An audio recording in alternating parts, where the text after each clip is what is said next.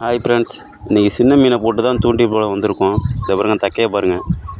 ரொம்ப நாளையாக நானே நின்றுட்டுருக்கேன், இன்னும் மாட்டவே மாட்டேங்குது. அதான் இறைய போட்டுட்டு ரொம்ப நாளையாக நிற்கிறோம்.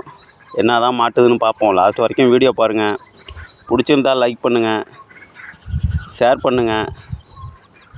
தக்கையை ஆட்டி விட்றேன். இப்போ தான் இறை அந்த உயிர் மீன் மாதிரி காமிக்கணும். கொஞ்சம் இறை செத்து போச்சு.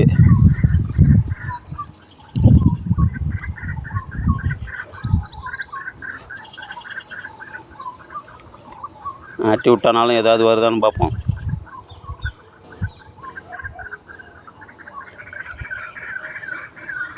ஏன்னா மீன் உடனே மாட்டிடாதுல்ல. பாருங்க, இப்போ தான் லைட்டாக கொத்துது. மீன் இறந்து போச்சாட்டுக்கு, அதான் கொத்த மாட்டேங்குது. இங்கே பாருங்கள், தக்கையை பாருங்கள். நல்லா இழுக்குதுங்க. இங்கே பாருங்கள் எப்படி இழுத்துட்டு போகுது பாருங்க. ஆகா, சரியான மீனுங்க.